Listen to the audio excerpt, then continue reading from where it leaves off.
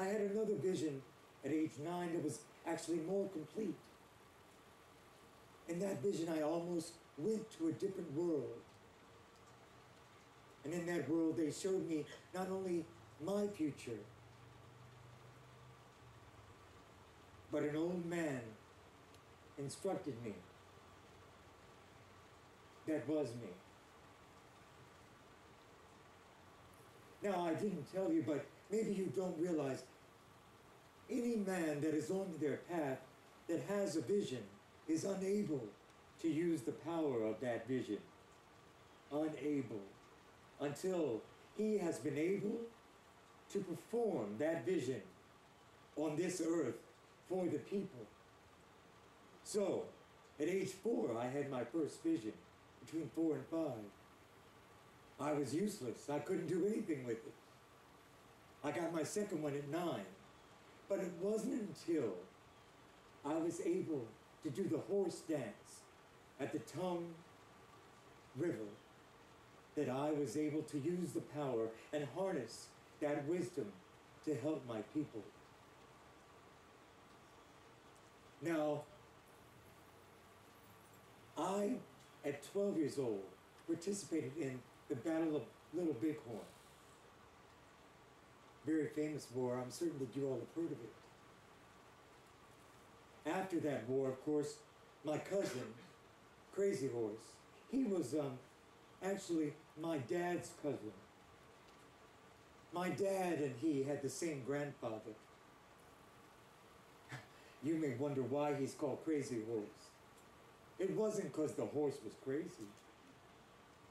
It wasn't because Crazy Horse was crazy. He, at an early age, had had a vision that ended up making him a chief. In that vision, he crossed over into a spirit world where everything was a spirit. All of the trees, all of the birds, all of the animals, the four-legged, were spirits. And in that spirit world where everything was sparkling, everything you could almost see through, he mounted a horse. And that horse, very proud to carry my cousin, danced a very wild dance. And that's why they called him Crazy Horse. Because that horse danced sort of crazy like. He had big medicine. And I, being a younger cousin, admired Crazy Horse quite a bit. In 1876, I was devastated that he was killed.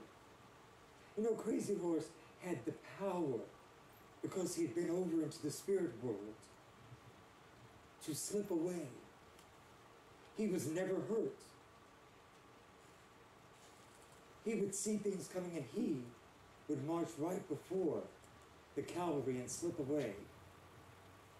He was only hurt twice, one by accident, and the second time also by accident. And those 2 times that he was hurt were done by his own people. They were never done by the Wasichu. Oh, you don't know what a Wasichu is. Well, I tell you this. We knew the Wasichu were coming. We knew that.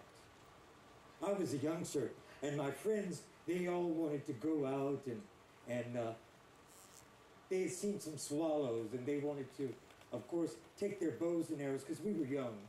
My grandpa had made my bow and arrow, and they wanted to do some practice shooting on some swallows. Well, right before we left the camp, a big cloud came, and the thunder beings spoke to us. I'd already had my vision, and I was already hearing voices, and I was uneasy with what had transpired with this cloud and the thunder beings. But I went out with my friends. We went out from our little encampment, and the swallows followed us. And all of my friends were taking up stones, and they were throwing them at the swallows, and they were throwing them, trying to hit the little birds, and they were throwing them, and none of them were able to hit the birds. Now, I picked up a rock too, because as a youngster, you know you have to keep up a big front with your friends. Well, I didn't feel too good about it, so I didn't throw my rock, but I picked one up like I was going to. But I heard what the voices said, and not one sparrow was hit. We were off, and all of a sudden, the lightning came once again and clapped and said, "You need to go home immediately. Quickly go back to the camp." So I gathered my friends and I said, "Fellas, we got to get back to the camp." When we got back to the encampment, everyone was hurriedly running around, taking down the teepees, gathering the horses, because we had to move. See, a medicine man, his name was Chips, had built a sweat lodge earlier that day, and when he had gone into the sweat lodge, he had seen a vision that told him that they had to move the camp. His vision that he saw was about strangers coming, people who were crazy for the yellow metal that was found in our Black Hills.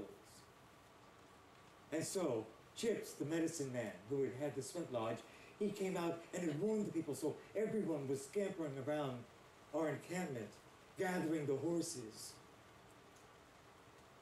taking down our tents, our summer dwellings, like the one right behind me. Oh no, we didn't live in those throughout the year. We only lived in those following the Nuge Teune, the buffalo. It was a seasonal work, but it was good. During the winter, we had very harsh winters, and we lived in earth lodges to keep warm. They were underneath the ground, sort of a mound. Our tent structures would not have protected us against the elements. Most of you all don't know that. And you all think that we lived in those all year round. Nonetheless, the entire encampment got together and we moved on to the next location. Next thing we knew, we had scouts that came and told us that, of course,